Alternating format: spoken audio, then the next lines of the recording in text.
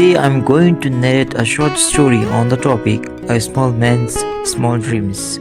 Apart from seeing him dance on a stage at a small dying glow, my old office near the main traffic junction, I never knew Sheriff personally. He stood out because of his small stature and because he danced to his own rhythm, always of onlookers and other dancers. Yet this funny boy was the life of the place. Leaving the office one late night after the newspaper had gone to the press, I passed by the dying and peered in through the big glass window. That was the first time I saw him dancing on the stage in an oversized leather jacket that he wore over his coat. He danced to the tune of a melodious song that I could not get off my mind the entire night.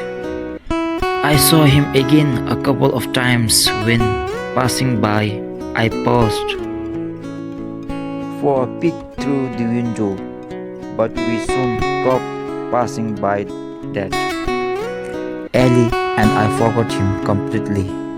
The next time I saw him was about 9 months later when his photograph appeared on front page of an ordinary boy from Mongolia.